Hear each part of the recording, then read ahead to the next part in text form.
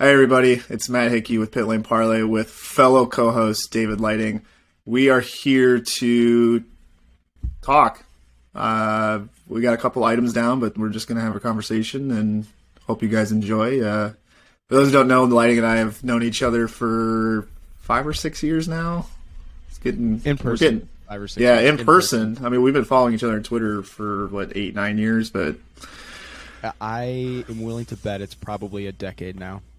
yeah, that's pretty crazy. That's what I when people talk about social media and the obvious shortfalls of social media, like the toxicity, the politics, the unnecessary bickering that goes on. I agree with all of that, but then I feel like you're the poster child of why social media is good for me because I get to meet people like you and we've actually become really close. I'm staying in your house in 3 weeks again for the second time. So, Went to each other's weddings. went to each other's weddings. May or may not have gotten drunk at your wedding. I did Definitely get. did at yours. I definitely got 60 seconds to talk IndyCar with you, which I appreciated. I know you were. What you was were the busy. what was the name of your table at my wedding? Was it the Road 'Cause we America didn't. table? Yeah, because we didn't do table numbers. Yeah, we did because we're lame. But yeah, we had my face on a picture at our table, which is bad enough that the guests had to look at me, but then when there's also a picture, but Joseph was in it, so and your wife, That's fair. so and my I wife. still laugh. I think it was 2017 that we first met at the track, and that was the first Road America weekend Michelle came to. She had gone to Long Beach and Indy at that point, so she got the whole race weekend idea. Like, knew that I was fairly active on social media with just interacting with people. And 'Cause then- I said, "Hey, let's go meet Matt and Sammy." And she's like, "Oh, have you met them before?" I was like, "No, I've literally never seen this kid in person. Just interacted on the internet." And she was like, "Whoa, okay, let's go." Yeah, Sammy would have been like, oh, I don't know about this. Like, what if he's a serial killer? I'm like, well, I guess we're going to take our chances.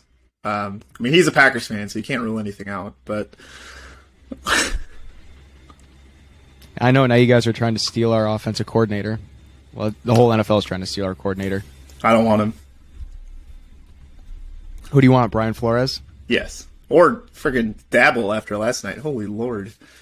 God, they Yeah, killed that was him. incredible. I guess we did talk about him a little bit when we were talking coaches before. You said you would like him. Yeah, he's pretty good. So, anyways, this is us. We could talk for hours. We're gonna hopefully not talk for hours today, so you don't have to listen to us for that long. But we could literally just drum up a conversation about anything. We actually have this thing where every time we go to a football game, we have to FaceTime each other. Most of the time, we're inebriated. Like when I did it from the Steelers game, played Steelers Vikings, I was definitely having some beer. And you may or may not be going to Lambeau next week, depending on the weather, right? Next week I'm not going, but Okay. if all goes according to plan, hopefully I can FaceTime you at about 5:20 p.m. Central Time on Sunday the 30th. And hopefully I didn't just jinx anything. I know. We'll see. You have such a great history of getting to the Super Bowl. I'm ready for it. Hey, undefeated with me in attendance at Lambeau and me in attendance at playoff games at Lambeau. Conversely, Other than the 2018 year when McCarthy got fired. I've only seen the Bears win in Minnesota in person once out of 6 attempts. So that's great. It's not like tickets are expensive or anything. Didn't want to see him win anyways. No. All right. Well, I know where you want to start. You want to talk about Ed Carpenter Racing. I do. That's one of the areas I want to start. Oh yeah, well, so at Carpenter Racing, just this week, today's Sunday, the 16th, when we're recording this, just for a timestamp. So just this week, at Carpenter Racing announced Ed was stepping down for everything but Indy at this point. He might be doing more ovals. So now they have 2 full-time drivers, Connor Daly, with some crypto sponsor I've never heard of, and then Renus VK is back. So there you go. Take it away. Where do you want to start with that? Well, have you done any research on this BitNile company? I'm a little scared to, if I'm being honest. I don't know if it's like a scheme of some kind. I've heard a lot of bad things about some of these crypto companies.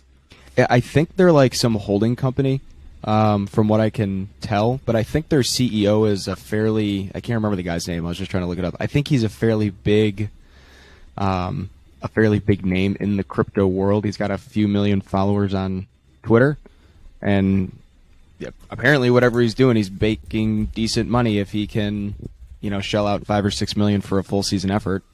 That's what I'm saying. Like, companies got to be doing something right if they can. Well, you never know though. It could be like, what do they call it? DC Solar or whatever. Let's see. I'm looking at the Ed Carpenter website right now to see what's going on here.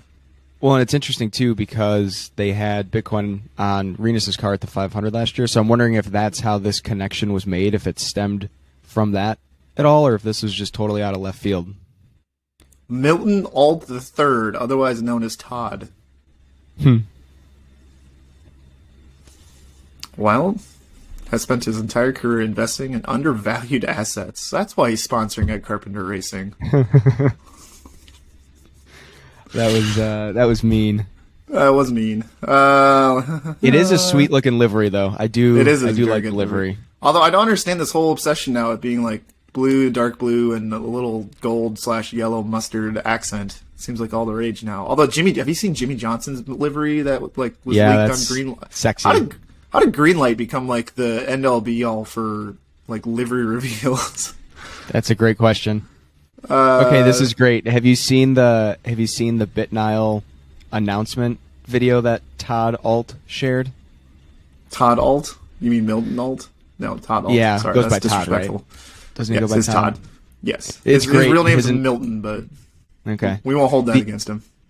The entire promo video is Connor in his Dale Coyne car from 2017 or 2016. That would be.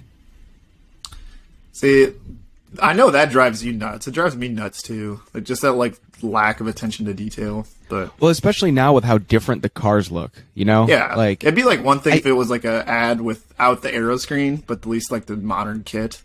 Yeah. Or like going with the aero kit. Like, good God. Yeah. And I'm assuming they like pirated all the footage because it's all inverse, like the numbers backwards when you see it on the back of his bumper or like his rear pods, and like Honda on some of the like track signage is backwards. So it seems like they probably got their hands on that in a sketchy way. Well, we don't need to talk about numbers on the rear pods, David. No, or openings or anything like that. All right. Well, now we have to. All right. I think this is probably my favorite story you ever tell.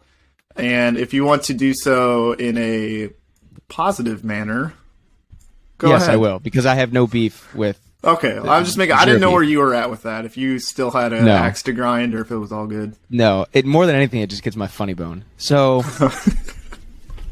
I'm trying to see if I still have the pictures, because I saved the pictures on my computer. When you found that made my whole year. Because I know you were like, hey, do you have that picture of a car going off into the horizon at Iowa that gets a good shot of their rear? And I spent hours looking at it, and I'm like, I can't find anything. And 2 months later, he texts me, he's like, I found one! So, if everyone remembers, the rear bumper pods on the Aero kit cars, the Chevy ones were predominantly open, if I remember correctly, but the Honda ones were pretty much closed off. I might have that wrong, because I think they might have closed them after the whole flipping issue at Indy. Either way, the Honda ones were totally blocked off in the back, and a lot of teams would put their numbers and such back there. And we were just at Road America for the race, so I vividly remember seeing, okay, these are completely blocked off in the back. And then I'm watching practice or qualifying or something at Iowa, and I noticed that Ryan Hunter-Reay's car had these little openings on the back of the pods. And I'm like, man, that's not right. I could have sworn that those were supposed to be closed off. So I went to the technical expert in Marshall Pruitt to say, hey, do you know anything about this? Why are there openings? And he basically told me, no, you're completely wrong. You have no idea what you're talking about. There are no openings on the back. Pretty much. He sort of talked down to me, which I get. I'm not who am I? I'm nobody. And I was kind of telling him, no, I'm telling you this was there. So I was bound and determined for the next 2 or 3 months to find a picture of these damn pods with the openings. And I finally found one. And I don't even remember how I found it. it might have been just like a drunken Google one night, and I tweeted it at Marshall Pruitt to no satisfaction because I don't think he even responded to me. But it was satisfying to find that there was this slight opening in the back of the Honda pods. You know he saw it. He had to have. I just pulled up the... Oh, and... Yeah, there we go. And Michaela Lotion crashing. I was trying to see if I could find any... Sad. Wait, I know, that's the first not thing I his see. big crash, right? Just a crash. No, just him losing it at Iowa. Isn't that what got him fired, basically? I think so. That would have been 17. Yeah, it was right after Wickens filled in at Road America for one session because he couldn't get here because of visa issues or whatever. I remember that. So anyways, I don't know how we got on this topic. Oh, we were talking about 2017 we were talking Aero about Kids. pods. We were talking about Aero Kids. This is just how this Connor is how we Daly. work. Well, Anyways, I'm excited that Connor gets a full season with Ed. I think one of the things that's probably held him down a little bit the last few years is just like lack of consistency. You know, running 70% of the races with one team and then running the other 30 with another team. But I'm really excited to see him on the ovals. Obviously, that's been Connor's strong suit the last couple of seasons. And historically, Carpenter's put together decent oval cars, especially at Indy. So hopefully that translates. And now that we're going back to Iowa, they always ran well there. Even when they had J.R. Hildebrand running full-time, I think that was probably JR's best race of the season. So I don't know. I'm excited. I'm not expecting him to be like contending for a championship by any means. But if he could get, kind of on that fringe of the top 10 in points, I think that would be a wildly successful season and maybe contest for a race win or two in there. Yeah, the whole J.R. Hildebrand Ed Carpenter thing still pisses me off. I like J.R. I think he's a talented driver for sure. I just feel like when you get an opportunity to race for a team, you shouldn't use practice sessions qualifying in the race as test sessions to try out new setups. I think you should probably go with what you got so that you can keep your job. But yeah, never understood that one. Yeah, tweak as you go along. Didn't understand that one, especially the road course results that year were pathetic. I think one of the quotes from the BitNile thing on Ed Carpenter's website from Daly says, and I wonder, need your opinion on this. Being chosen to represent BitNile is without a doubt one of the most important opportunities in my career. Didn't he just have the Air Force on his car? Yeah.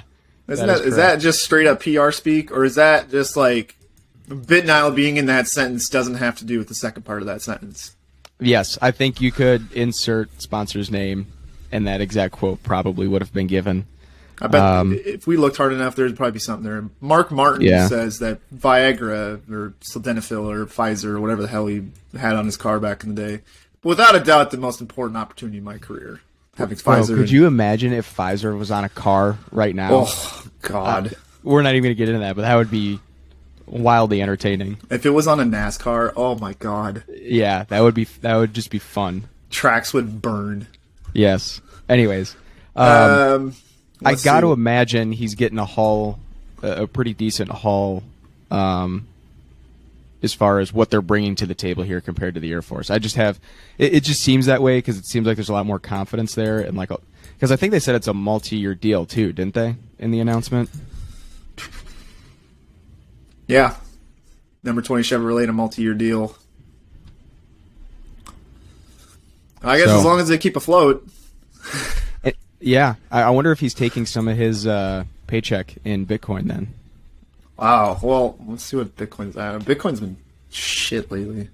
I have $400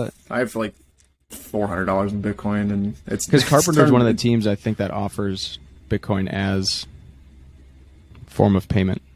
I hope we get to the point where I can get part of my $50 of my paycheck every month goes to Bitcoin. I hope we get to a point like that someday. Almost right like how people I started at I started at 375 and I'm down to 250. So it's not going great, but minor setbacks for major comebacks.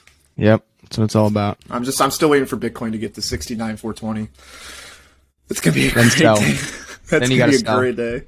No. I mean, when Dogecoin got to 69 cents, I sold and then bought or whatever. It got to like 74. I sold and then waited for it to drop to 69 cents for the LOL. But then There you go. It tanked when Musk went to SNL. Yep. Qualifying. Apparently qualifying staying the exact same at road courses. I know you hate that. Well, that's neither here nor there, but what do you Maybe think? not hate. It's probably hate, yeah. But what do you think? I enjoy it from the standpoint that there's more going on, and I think, and this is me kind of talking out of the left side of my mouth, but I think it adds a little bit more entertainment to qualifying, just because you get more curveballs. You know what I mean? And I know that's not great for competition because you want, pure speed to be the one sitting at the top of the grid. But it is kind of fun when things kind of get, shaken up a little bit. The one thing that I really dislike about it is the amount of unnecessary drama that comes out of it from, cars backing up and slowing down cars on hot laps and everything that comes out of that. I don't really care for that. Just because I think you see guys and gals getting, their Saturdays ruined unnecessarily, whether they were the ones held up or whether they were allegedly holding people up. So that's the one downside I see to it. But I do enjoy the knockout format just from an entertainment value. But I definitely see the merit in, single lap qualifying. Yeah. I think with the knockout, the schedule's too tight in a race weekend most weekends for it to work. Because I believe in Formula One, if there's a red flag in a session that's not practice, they stop the clock. And so if IndyCar did that, then I would be all for knockout qualifying the way it is now. But it's like a yellow flag with 4 minutes to go in a 12-minute session, and that's it. It's over. And for whatever reason, it seems like IndyCar has their fair share of yellows and red flags in practice and qualifying, which really does hurt the driver's ability to get up to speed and whatnot. I mean, that's why it's always amazing when rookies come in and do so well, because they don't have a lot of track time, and yet they're up to speed almost immediately. And I know there's simulators and stuff that nowadays that help with that, but it's still nothing beats the real thing. So if they had some sort of way of, if there was a red flag, adding 5 minutes or pausing the clock or something, then it'd be better. But it's just sometimes it's a little amateur hour-ish from the drivers and IndyCar as a whole, that sometimes they only get 2 laps. And like, to me, why don't we just do single lap qualifying at that point? Or I think what F1 did in 05-06 was like the aggregate system, like you do one on Friday, one on Saturday, and average them or whatever. I think, isn't that what Champ Car did for a while too? I'm not an expert on that. I feel like they might have, because I just vividly remember the Champ Car website saying like provisional poll on like Friday afternoon and say, Dan Clarkson on the provisional poll. Speedy Dan. Dan. I thought Mark Plord had the record. God, For polls, race wins, podiums, everything. Who made me into such an asshole? On the one thing, the other defense I have of the current qualifying system is I like that it adds a little bit more strategery into how they use the tires for the weekend. Excuse me. Into how they use the tires for the weekend and saving tires for the race versus using them up in qualifying. Kind of like Newgarden did at Road America last year, where he saved that set of reds versus running them in. Which was your all-time favorite move? Oh, I love that. That was so genius. It was so genius. Don't quote Which is George actually Bush kind of a nice segue to something else I wanted to talk about, and that go ahead. is Gavin Ward getting snatched up by McLaren from our friends at Team Penske. Are you nervous yet? About the direction of Penske? No, about the number 2 camp. I don't know if I'd say nervous yet. How many times have we seen someone steal talent from Penske? Not very often. Like top talent. Like not like, hey, this guy's a middle of the road driver, mechanic, engineer, go to another team. But like, I think most people look at Gavin Ward as one of the most talented individuals in the paddock when it comes to the engineering side. Yeah, I can't think of too many.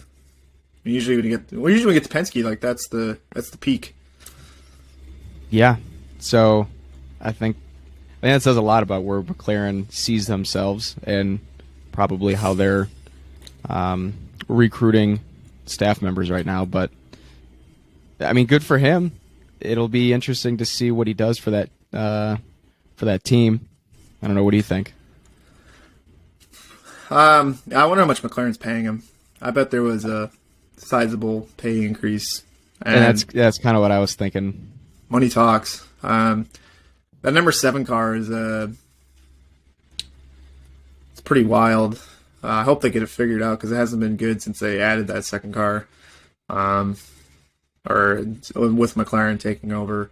I just create now. That you talk about I just remember talking about the 7 car. I had like a dream last night that like I was at Road America, but it was like high in the mountains for some reason. Which, if you've never been to Road America, it's definitely not. I mean, it's got elevation, but it's definitely right in the heart of Wisconsin. And for some reason, like, the Canada corner was, like, 1,000 feet higher than, like, the front straight. And so, like, for some reason, the safety there wasn't very good, and, like, cars kept, like, crashing there and then tumbling down the 1,000-foot cliff. Oh, that's good. And I'm like, oh no, Rosenquist, what happened? Did he have a stuck throttle? No. That'd be sad though. I remember waking up and I'm like, what the fuck am I dreaming about? Like, what? There's definitely there's not that much elevation at Road America, not even close. I don't even think it's 1,000 feet above sea level. No, probably 900 feet above sea level if I had to gander. It's some of its highest points. Well, let's see. Actually, let's see what do you think Wikipedia says. Do you think that this means this is kind of a make it or break it year for Felix? I feel like if they're putting that many resources into that car, 948 feet. Look at you. It's the pilot in me. Well, come get me. Yeah, with Felix, I feel like they're very high on him. They keep releasing I mean, he's their driver, so they're not going to come out and say, like, this guy sucks. But they're very bullish on his chances, and with the increase in funding for the kind of behind the scenes of that car, you got to feel like this might be it. Like, you can't get chased out of, well, I guess he didn't get chased out of Ganassi. He left, but can't go to Ganassi, not really do a whole lot, and then go to McLaren and not do a whole lot and expect another chance in IndyCar. Like, it'll be endurance racing from there for him. And have the guy that replaced you at Ganassi win the championship in your first season gone. Yeah. Which I totally predicted. Yeah, you saw it coming. You definitely saw it coming. You never said Ed Jones 2.0. I never heard that. I never said it either. Couldn't be me. Oh, yeah. I do remember you saying that now. I do remember me saying that he'd be fired within 2 seasons. Yep. Hey, maybe he just has like the worst season ever this year and Pelot gets fired. And then who will look like a genius? 4D chess. Playing chess while we're all playing checkers. What do you think of this new People Ready challenge? First of all, what is People Ready? That's another one of those like Mission Winnow type companies that I've never heard of. And if they're so mission, they've been sponsoring Sato for a couple years now, and now they'll move over to Lundgaard. And if they're so mission based, why are they doling out $1 million for a driver to win 3 races? Hey, I'm not complaining. Let's say their car's in a museum forever, so I know it is. Let's see. I think it's really cool, to be honest, because one of the things that the drum I've always beat when people say, "Oh, why do you like IndyCar so much more than XYZ Motorsport?" And I've always said because of the diversity and having to win on Road Street, oval, short oval, super speedway, etc. But now with NASCAR venturing into I'll call it more diverse scheduling, I was feeling threatened as an IndyCar fan that I couldn't use that anymore. So it's cool to see that they're, bringing some awareness to that and celebrating the drivers who truly are winning on all 3 tracks. But I'd be interested to see, I know someone shared this, and I know last year was the first year a driver didn't do it, but I have to imagine the driver that does it is probably also in the catbird seat for the championship. Probably. I mean, 3 race wins in itself is like, a Yeah, pretty good jump start on the championship. I wonder how many times in the last like 5 years we have someone with 3+ wins in a season. It's probably less than 15. I'm going to check the official IndyCar site. They might have shared it there. So people ready. I hate their first paragraph here. We are people ready. A successful business runs. It doesn't slow and it doesn't stop. It doesn't pause when a warehouse worker calls in sick. You know, maybe they are sick, jerks. Blah, blah, blah. Scroll down to the bottom. For over 30 years, People Ready has been helping businesses run and helping people find work. As the world around us shifts, business models change and daily lives become increasingly hectic. Should be a period. Capital. We have revolutionized and simplified the path that connects people and work. So is it just like a recruiting agency? I think it's a temp agency. I just looked it up, and apparently we have one here in Appleton. So, yeah, just a temp agency, I guess. Who's their head of marketing? We need to thank them. Yeah, I don't know. Chief I guess I had it Sales mixed up. Officer. I guess the money's going towards a charity, which is good. So I take back any bad thing I said. What, the $1 million? Yeah, it's where did it say? Yeah, People Ready is offering an additional $10,000 to the winner of every race of the season, also to be split with their selected charity, which is pretty cool. So I like that. Well, and it does say, so dating back to 2015, a driver has won on all three types of circuits other than 2021. 2015, Scott Dixon, Long Beach, Texas, and Sonoma. 2016, Will Power, Detroit, Road America, Toronto, and Pocono. 2017, championship season for Newgarden, Barber, Toronto, Mid-Ohio, Gateway. 2018, Rossi, Long Beach, Mid-Ohio, Pocono. 2019, Pagano, Indy, and Toronto. And then Newgarden in 2020. Also did it at Iowa Indy Road Course in St. Pete. Pagano won at Toronto in 2019? Yeah, I people forget. I don't remember that one. So you're saying there's a chance. All right, well, eventually we will be doing betting odds episodes as we get closer to the season. And as we learn more about betting odds with IndyCar. So you got $5 right now that Mike Jochum has just generously donated to you. Who are you putting money on for this People Ready Triple Crown champion? It's got to be Joseph. With Iowa coming back for 2 races, I feel like he's almost guaranteed to win at one of those, if not both. So you got your oval taken care of. We know how strong he is on tracks like Mid-Ohio, Road America, Barber. I feel like he'll win one of those natural terrain road courses. And why not throw in Toronto, since we're going back to Toronto, hopefully. Allegedly. Yeah, I think Joseph would probably be one of my top 3. I want to say Colton, too. But he hasn't really had the oval success yet. He's been fast on ovals. He just never seems to get the final product out of it. Yeah. Fuck it. I'll just say Rossi. Why not? I think he's going to have a bounce back year. And if not, he'll go to Ganassi. That's my early hot take. Is Rossi's going to be a Ganassi driver next year if this year goes horrible. Let's see. So wait, do you think he's going to be? Hold on. Do you think he's going to be? If just going off that, do you think he'd be in the 8 car, or do you think there would be a new seat opening up? I don't see Ganassi running 5 cars. Dixon, I don't know how many years Dixon's got left in him. Like, he's not incredibly old given how many statistical records he has, but he is getting up there in age. Ericsson, I feel like Ericsson, it really depends on his sponsorship and money and whatnot. Jimmy, I don't feel like Jimmy's gonna. I think Jimmy's got at least 2 years left in him. They could add a 5th car. I mean, they did sell their NASCAR operation, so they definitely feel like they got some money in the bank to throw around. Yeah. Have you and the missus had a chance to sit down and figure what races you guys are going to, or what races you're going to this season? So we will for sure be at Indy. We bought 12 tickets this year for our group. We have a huge group going. So it'll be our regular crew, Michelle, our friends Nick and Jamie, and I.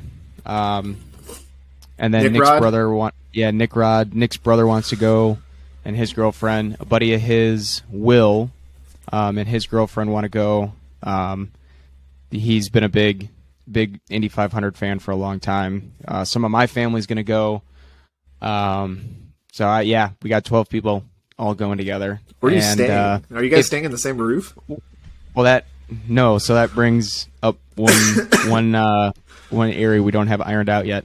So my dad's friend that's going, he just purchased a large, very nice RV, like a Volvo, like semi-style motorhome. They're very nice. So he wants to camp in it. So I looked on the IMS website a few months ago to see if there was any hard surface RV camping left, and they were all sold out. So if anyone out there knows of any hard surfaced RV camping at the track that they're trying to sell, let me know. You want me to text Doug? Yeah. Could you please text Doug for me? Put in a good word to the big man. Because here's the thing. As much as I love Speedway and going to the race in the area around the track, there's just certain areas you don't want to park an RV, and just certain areas you don't want to stay. So it'd be nice if it was a, track owned and sanctioned camping area. Obviously, we're not talking the Coke lot here. We're talking, like the gravel lots that are just adjacent to the track where you have all the motorhomes with the hookup. So it is really nice. I'm going to stop slandering before I get canceled. Let's say it's really nice to try to see be politically correct as you can be. Why don't you just say you don't want to get jumped? I don't want to get jumped. You don't want to wake up with like a horse's head in your bed. No. All right. Well, then we got that down. You're going to Road America, obviously. Yes. Iowa? I can't. I want to so bad, but that's the opening weekend of Air Venture for EAA. So for as long as Iowa is on the same opening weekend as Air Venture, I will never get to go to Iowa. I think we need to work out the priorities a little bit. I know. So that does potentially open me up for St. Louis, maybe. As much as I loved Nashville, we'll definitely go back to Nashville, but it's not going to be an every year thing, just because that's a lot of money to travel down there, stay down there. Races a little bit more expensive than others to attend. Still not horrible, but a lot more than Road America or Gateway is. Yeah. I wanted to get to Gateway, and I did the math on my PTO this year, and I don't have enough PTO for it, unfortunately. So just Road America, Iowa, and then the 500 for me. We'll have to do some sort of like PLPGP meetup. I just realized as I was checking the schedule and doing other things, I keep using my touchscreen, and I forgot we're filming this, so I'm just swiping at the camera. You're adjusting your camera. No, I was using the touchscreen on my laptop while I was scrolling through things. Well, we got a good shot of your hands. I hope nobody out there has a hand fetish. I gotta ask. Oh, don't. What'd you gotta ask? Also, if you do want to hear Leiting and I, plus host Mike Shannon and Frenchie, ramble on about IndyCar hot takes while having alcohol, please contact us to get involved with our team pit lane memberships. We got some good offers, good rewards too, stickers, shirts, things like that. Shout outs in the episodes, access to things like this a couple days in advance before everybody else gets these. So just reach out to us. But yes, the drunk episode is on the books next month. We do it every year. I don't know how drunk I want to get. So certain I feel things, like because we were going to be don't together, need to hear from my mouth. I feel like because we're going to be together, that actually makes it more dangerous. Yeah, but I actually have this new rule of mine where I just actually stick to one shot per sitting. Unless it's doctored, I'll do 2 or 3. But if it's like whiskey or Crown or something, I just stick to one a day because after that, I just I just become an unfun person to be around. Beer Hickey's pretty good, but shot One a day Hickey is keeps just the doctor not, away. It's just not a fun experience for me or anybody. So I'm gonna hold you to that when I'm there. But I'm definitely picking up a case of spotted cow. So I'm not a big shot guy, so no, it's just they don't taste good. They don't make me feel good. no, No. nothing good.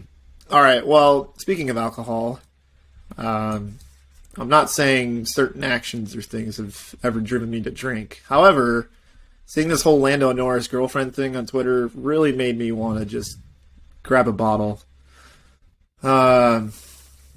Which is Educate me. I haven't seen this. This is a terrible coping skill. All right. Well, so he has a girlfriend, and he's been rumored to have a girlfriend for a couple months now. He posted a picture of them just kissing, just peck, lip to lip on Instagram. Tagged her in it. Had some nice caption. And the Lando fangirls of the world just melted. They were sad, ashamed. Why does he have to flaunt his relationship in front of everybody? This is unfair to the rest of us. I think her name is Lua or Lou. I could be completely wrong on that, but someone whose name is actually the same, or their first names were the same. So her Twitter has her first name that's also the same as Lando's girlfriend's first name. Someone DM'd her why do you have to throw this in her face? Are you just doing this to get clout and run off of her name? How dare you? It's dude, it's my name. What do you fucking want from me? So they screenshotted that message exchange and posted. I'm what is wrong with you people? Good God. I just did a quick Twitter search, just Lando Norris girlfriend. Oh, beware. Oh, this is interesting. But what's even more interesting is it looks like this also flared up around the weekend of August 13th and 14th. There was discussion about it. And then, again, just this past week. Yeah, Lando Norris' girlfriend has more... Lando Norris, apparently, according to Twitter, has 460 tweets this week, and Lando Norris' girlfriend has 460 tweets this week. Luisina Oliveira, if I said that right, I think. Don't let Lando Norris having a girlfriend distract you from the fact that Russell scored points in a Williams. Yeah. I'm sure there's an Inters joke to be made somewhere in here. I see. Don't let Lando Norris getting a girlfriend distract you from the fact that Antonio has the best hair on the grid. Let's see. This is truly why I don't think I would enjoy being famous. No. Nope. Because simple things hey, I found a life partner that makes me very happy and fulfilled becomes controversial. How shitty. If Max stops streaming too, I will never forgive any of Lando's fans, I swear.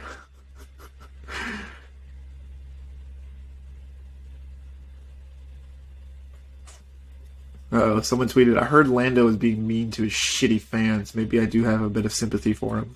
Did we miss something? It's just so much to keep up with. I was talking about that on the last podcast with this Jason Jacoby idiot on the YouTube world from the NASCAR side. Yeah. And just how Darren Gilliam has to literally have a restraining order against this guy. And I'm I do the podcast for fun. And I like having a platform and getting to talk to people like you and whatnot about racing because I enjoy racing. But if it ever got that bad, I would just call it quits. There's just no point. For something that's supposed to be a hobby, if it ever gets to a point where it's detrimental to my life and causes that much stress, just get me out of that. I try to stay off of arguing with people on Twitter. I just feel it's unproductive and just out there causing drama. I'm just trying to have fun. Trying to talk racing, and I feel you're kind of the same way. Just kind of yes, 1000%. Have fun, don't argue. You'll appreciate this. My New Year's resolution is to stay out of arguments that I'm not involved in. That's more in person. So what I mean by that is if friend A and friend B are debating about, I don't know, who the best quarterback in the NFL is, and like I disagree with both of them, I'm not just gonna like jump in and throw my weight in there and then also like incur the wrath of them. So far, it's Who actually is the best quarterback in the NFL? Best? Oh, it's Like- tough. Like, gun to your Like head. we're talking like weeks 3 through 18, Aaron Rodgers. If we're talking, Okay, you can at least say weeks 3 through divisional round. nope, I don't trust him in the playoffs. If we're talking, who would I want as my quarterback right this second? I would say probably Josh Allen, but I thought you were going to say Justin Herbert. Air Bear. Man, it's crazy how the Chargers got a new coach and they still are like the exact same team. Literally the exact same team. 4th and 1 on the 18, and you go for Yep. it. Oh my god, Yep. that's a fireable offense. I don't care what the analytics say. You just don't do that. It was like 4th and 1 at like the 40 or the 50. Sure, why not? But the 18, you're basically gifting them at minimum 3, but Yep. at probably a 75% chance you're giving them a touchdown. Yep. That's where this new age of coaching, like there's being aggressive and there's being an idiot, and that was just being an idiot. Maybe we should start a football podcast. I think we should, because I was just going to say, now that we're in playoff mode, I know Matt LaFleur caught a lot of heat last year for not going for it. Oh, and he yeah. ended up kicking that field goal. Oh, if yeah. you were in that situation, would you have gone for it? Absolutely. Okay. Because what were they? They were down by 8? They were down 8, all 3 timeouts. So what is a field goal gets you nothing, because then you still have to score a touchdown anyways. You still have to score a touchdown. The only thing it gets you out of is having to score a 2-point conversion. But I would say the odds And what was of it, like scoring a 2.5 2-point minutes to go? Yep, And you give and it all back 3 to timeouts. And you're giving it back to TB12? Yep. And Kevin King was on the field? Yep. And it sucks. It sucks so bad. It sucks so bad because the pick that Rodgers threw right before halftime, Lazard kind of got tugged a little bit. And at the moment, I was like, Aaron Nagler never lets me forget that one. I was like, that was PI. But if you're going to call the whole game like that, totally fine. I like when the refs let guys play. Just be consistent. But then they call PI on Kevin King for the exact same thing. I think I've gifted the mentioned Buccaneers that a to you first several down. times, that Aaron Nagler is probably my least favorite Twitter user out there. God, every time y'all lose, it's the refs. And every time y'all win, it's pure skill and talent. Except the end of the Browns game, but that's neither here nor there. And we're not allowed to be critical. No, Just enjoy it.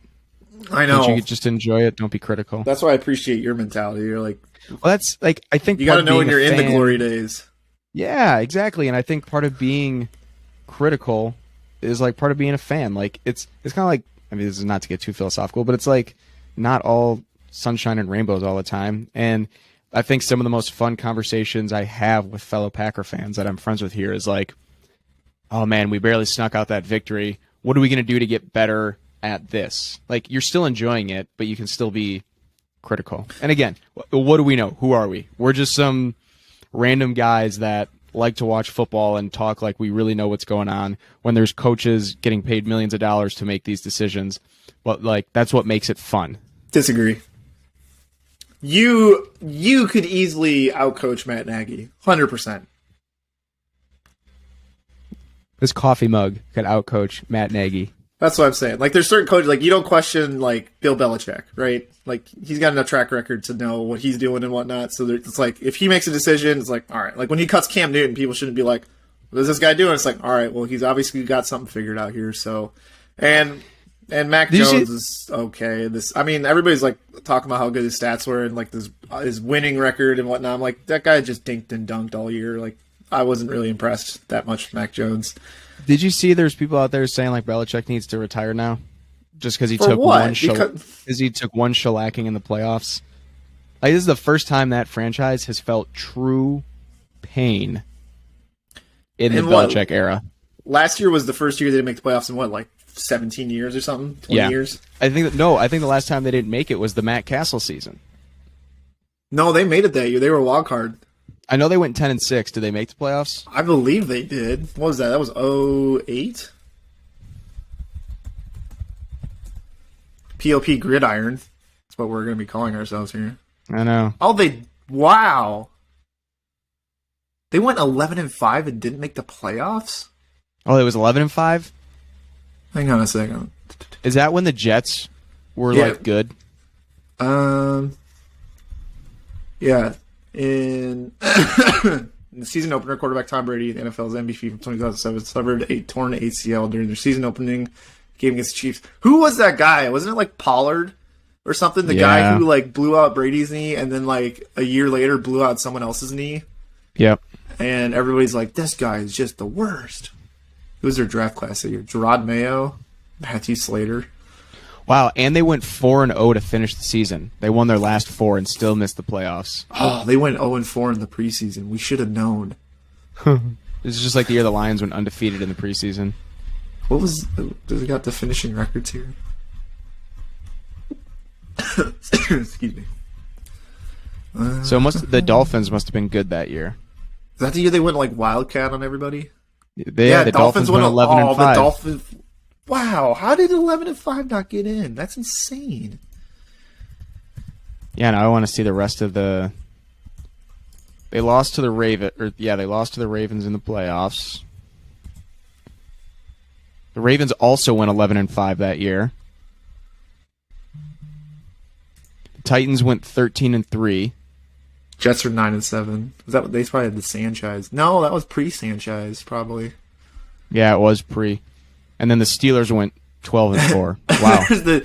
there's the Chargers going in at 8-8. How did the Titans go 13-3 that year? Who was on the Titans that year? Was that a Vince Young year? Oh, it's only giving me all right. 2 cents. No, that was pre Vince Young. Couldn't have been. No, Vince Young was Texas 05, I think, wasn't he? So he so probably maybe was on the. Let's see. Football Reference. 8 Pro Bowlers that season include Kerry Collins. What? Oh my God, Chris Johnson. Oh, they had in his rookie CJ2K. season. Yeah. Oh, that makes sense. Albert Hansworth. Holy Lord. Cortland Finnegan. Kevin Moy. LSU. Kyle Vandenbosch. What? Javon Curse. Didn't he end up at the Lions? Was that Vandenbosch? Stephen Tulloch. Yeah, I believe. Kyle Vandenbosch. Yeah, he did. Yep. Yeah. Poor guy.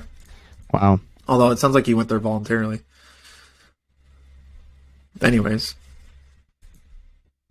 Well, there you go. Yeah, the Patriots didn't make the playoffs in 08. You were right, but I remember them having a good record, so I'm like, they had to have gotten They there. did. And then there's the Broncos getting in at 8-8. No, Chargers. Was it Chargers? Yeah. Google had them listed, Broncos listed first. Oh, maybe it was. The Hill River Deluxe. All right, well, PLP Gridiron coming to a pit lane parlay gridiron. I don't know if that works. Did you have any more racing topics you wanted to cover? Well, how much longer you got? I got all. I told you what I'm doing today. I'm watching football. Let's see. We've been rolling for almost 50 minutes. I like that. Thanks for joining this morning. What's Michelle doing? I can't publicly say what she's doing right now. She's working on her computer in the living room. I can share that much. Oh. Is she doing? Is it work related? Yeah, kind of. Oh, okay. Just working on stuff. Cuddling with my... get that clear for everybody at home. Can't publicly say like, ugh. What do you make of this whole the Paul Tracy thing? Where do you stand on that? Did we talk about that? Were you on when we talked about that? I don't think I was. Okay. Well, what do you make of the whole Paul Tracy thing? Just him moving on, or NBC moving on from him and his political whatever happened. If it was his decision, I doubt it was his decision, but yeah, I doubt it was too. And honestly, it doesn't. I think the fact that Hinch was coming on board made that decision 10 times easier because he's such a talented guy. People know Hinch. Hinch already had the chemistry, so I'm sure that easily justified their decision. But it's just kind of the world we're living in. Is you got a guy who, and it's his right. He can talk about and post about whatever he wants and what his views are, and I won't. whether or not I agree with everything he says, I'm not going to say he can't do that because that's his right. And ultimately, if NBC sees that as an ambassador for their programming, and if IndyCar sees him as an ambassador for their sport, they can make those decisions based on what he's putting out there, if you ask me. Yeah, some of those conspiracies are wild. Yeah, exactly. Again, I don't agree with everything that Paul has to say. I enjoyed watching Paul Tracy as a driver. I know a lot of people didn't because he was just a loose cannon all the time. But during my time watching Champ Car, I was not a Sebastian Bourdais fan, so it was fun to have, the anti-Bourdais on the other side. I look at it now, a little bit older and a little bit more mature, and think, man, that guy was a nutcase on the racetrack sometimes. But look, we're still talking about it 20 years later. I know. Well, those are the memories that are coolest. Is like anything that you can talk about with like conviction and sophistication, like so many years afterwards. I think are like the coolest ones to talk about. I mean, when we were camping at like Jill's or whatever, we were just swapping stories left and right. Like, oh, do you remember this? And do you remember that? And like, that's really cool. That's probably my favorite part about Road America is just talking to people that you don't really get to see very often. I did get to see Jill. I was rubbing it in your face. I saw Jill like a week ago. It's great. We were joking with Jill though. Every time she comes to Minnesota, something bad happens. When she came over in August, or she was like at the airport about to board a flight to come here, but then ended up canceling because we had the police shooting up in Brooklyn Park area, which is actually where she was going to stay. Brooklyn Center, Brooklyn Park. So that was not a good time to be here, and a tragic event. And then she was going to come in, or she was here in December, and the second week of December, we had a tornado warning in the middle of winter. It was snowing, and we had a tornado warning. And I'm like, oh, well, Jill's here. So that makes sense. And then the last week where she was here, we had like a minus 24 wind chill day. Like, well, Jill must be in town. So I'm like, can you give me like a 2-week heads up next time you come to town so I know like to brace myself for something? Like next time she comes here, we're probably going to get like an earthquake or something. Yeah. Yeah, that is the nice thing about Road America is you meet people like that who are not only like good people, but they know racing. You're around people that know the history of the sport. They know the current state of the sport. They know the drivers, the teams, which again, that I'm not taking. I love bringing new people out and casual fans and getting them excited. But we were just talking about football fandom and how I have a whole group of friends here that we get real deep into talking about the Packers and what they're going to do mid-season, in-season, off-season, that sort of thing, where you don't always have that with racing. So it's fun to get with a group of people where you can have those in-depth conversations. Yeah, talking about the Bears is sad.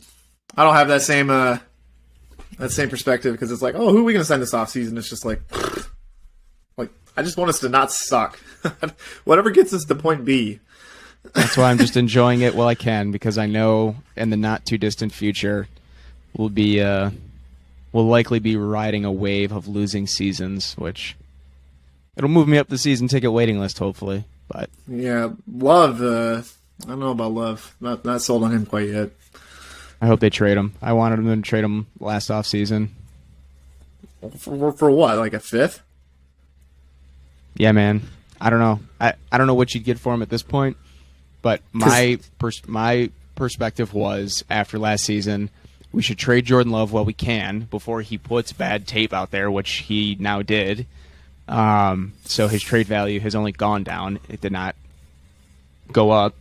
But trade him for what you can get, leverage what you can for the next couple seasons with Rodgers, and hope you can kind of keep the team together. But I was talking to a buddy of mine, Eric, who's a Cowboys fan, yesterday, and this is probably the most talented team Rodgers has ever had around him.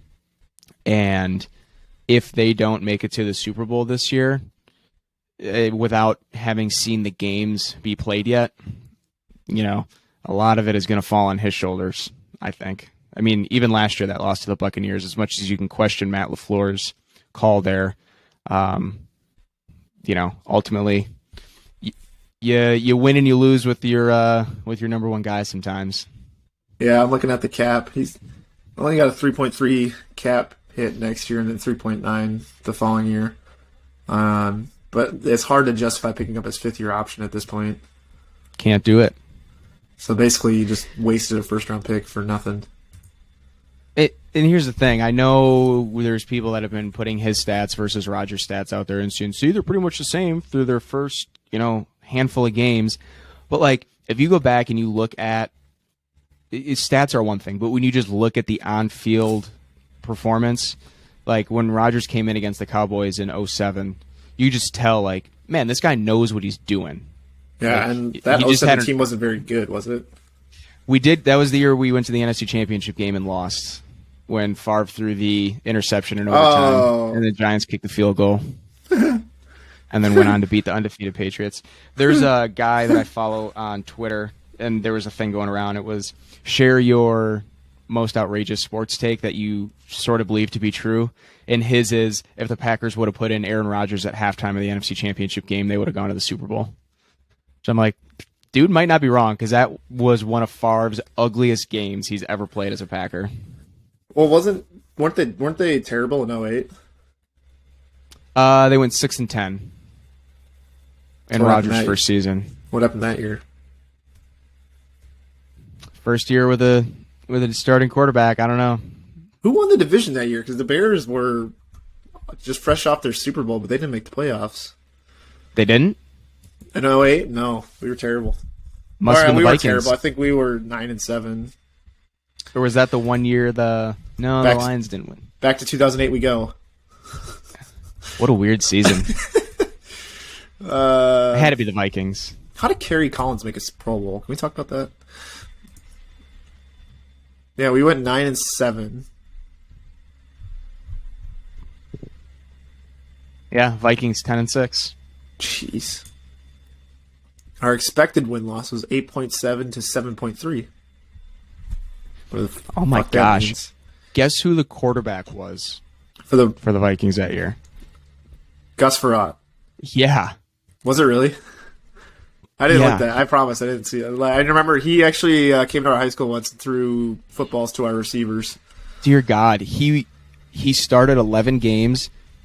Oh my God. He started 11 games, threw 12 touchdowns and 15 interceptions, and they somehow still went 10-6. How can you do that? You could never do that nowadays. Because they had Adrian Peterson rush for almost 1,800 yards. That's right. See, that was the thing. Titans but won only 10 touchdowns. Titans won because of CJ2K. Man, think how much football's changed in the last 13 years. Because the only team that's really like on the back of a running back this season was probably the Titans. Other than that, there's not a single team I think that's being. Well, I guess maybe the Colts, but their backup quarterback was Tavares Jackson. God, what a joke! He also played 5 games that season. I was talking about that last night after a couple beers with a friend. I was saying one of my favorite Vikings memories is when Favre went to New England as a Viking and got injured and knocked out of the game. And so Tavares comes in with Brad Childress as the coach, and immediately the first play call in the red zone was a check down screen to the fullback. I'm like, this is the most Tavares Jackson play I've ever seen in my entire life. The memories. So the crazy thing is the Packers started 2-0 that year. They beat Minnesota, beat the Lions, and then I was at this game, but they then lost to the Cowboys, then they lost to the Buccaneers, then they lost to the Falcons. They lost to the Cowboys at Lambeau? That never happens. No, never. Beat Indy. Because I know 2008 we opened up in Lucas Oil. We were the first game there, and against Peyton Manning, we actually won. It's crazy. Oh, shit. Then Green Bay lost to the 13-3 Titans in overtime. You could have had it. And then lost to the Vikings by 1 point. So they had a lot of actually really close losses, except for when the Saints drummed us 51-29. Good Lord. What is it with you and the Saints? I don't know. Lost in OT to Chicago on a Monday night. Well, we kind of got like a half football episode going. You guys like this football stuff? We can do this on the side. We love talking football. I love watching football. It's probably my favorite sport right now. I love getting into like this old stuff too, like these old names like Kerry Collins. Kerry Collins, Tavares Jackson, Brad Childress. Yeah, I need to expand my knowledge of football like pre my lifetime or whatever. Like 90s football, I kind of don't know a whole lot about. But yeah, anything kind of around when I was in elementary school or so like 04, 05 onwards, I had a pretty good handle on it. So here's my last football take, and then we can leave it here. But if Leroy Butler does not make it into the NFL Hall of Fame this year, it's gonna be a joke. The fact that John Lynch is in before this man, he is the only '90s All-Decade player not to be in the NFL Hall of Fame. Arguably, the 1996 Packers defenses was one of the best defenses in NFL history. Well, I don't care about baseball. You want to hear the John Lynch, Leroy Butler side-by-side statistics? Let me pull it up here for you. All right, go for it. Where's it at? It's going to be too difficult to find. This is his third time on the ballot. Here we go. In 181 games, Leroy Butler, 729 tackles, 20 and a half sacks, 13 forced fumbles, 38 interceptions. Got that? Yeah. In 224 games, so 40 more games than Butler, John Lynch had 740 tackles, almost identical, 13 sacks, that's 6 fewer than Butler, 16 forced fumbles, so a few more than Butler, 26 interceptions, which is 12 less than Leroy Butler. And somehow John Lynch got into the Hall of Fame before Leroy Butler did. And I know I was the guy earlier that said stats aren't everything, but... Yeah, I think the problem with the Hall of Fame or whatever, like picking people Hall of Fame is it's not just what was on the paper. Like, John Lynch was an instrumental part of the Buccaneers defense that won the Super Bowl. So was Leroy Butler in 96. All decade player, the only one from the 90s. I'm playing devil's advocate. I actually don't have an opinion on this one. But, the Bears got to keep their record of most Hall of Famers. So, do you know how many people get in? Is it 7? Is it usually 7 players and 2 non-players or something? Yeah, and there's a modern era and I don't know what they call the old era, but Butler's still considered modern era. I don't know what the cutoff for that is. Oh, I see. Yeah, it does have. So the coaches that are up was actually one, Dick Vermeil. Contributors, Art McNally, former referee and NFL director of officiating. And seniors, last played more than 25 years ago, Cliff Branch. Hey, maybe Leroy Butler will be on that seniors list eventually. Well, here's the thing. So here's your finalists this year. Jared Allen, Willie Anderson. Yeah. Yeah, I got it up in front of me. So if I'm picking 7 right here, I'm taking Devin Hester, obviously. Yep. Patrick Willis. Ooh, he retired a little too soon for my liking to be on the Hall of Fame. Is he really a first? That's first ballot. I don't know. So Devin Hester, Jared Allen, Reggie Wayne would be my locks. And then one would make the argument for Torrey Holtz and Zach Thomas. So really, there shouldn't be any reason for Butler not to make it then, I guess. If Rondé Barber gets in over him, we riot. Hey, he was an instrumental part of the Buccaneers defense in the Super Bowl. I'm tired of hearing about the Buccaneers. That's the last team I want to talk about right now. Oh, I think we should end it there. Yeah, we should. This is literally 60% racing, 40% football. Yeah, I'd say. Well, I hope you guys enjoyed it. If you're a football fan out there, hope you enjoyed that. If you're not a football fan, we're sorry. We'll run it past host, see what he says. But thanks for watching, or if you're listening, thanks for listening. We'll have some more Lighting and I will probably do this maybe once a month. Let's do a Super Bowl show. Oh, we could do that. We can do a little football, and it'd also be. Will there be any preseason testing before then? Is there any big preseason tests coming up? Sebring's coming up, I think, with the whole testing thing's convoluted and doesn't make sense to me about who gets what and how many days and if they're private or not. But there should be testing. I think Marshall Pruitt was saying first or second week of February and a couple more between then and now. But we'll talk some testing. IndyCar Media day or week or whatever is this upcoming week, so maybe we'll have stuff to talk about. We'll break it down. We'll be first half of the episode's IndyCar, and if you don't care, if you don't care about football, you just stop at this point, and then we're just going to talk football. Yeah. All right. Well, Thanks All for right. everybody for listening. Hope you guys have fun. Hopefully you enjoy the playoffs today for football, and we'll keep the IndyCar content rolling on Twitter. But thanks for listening.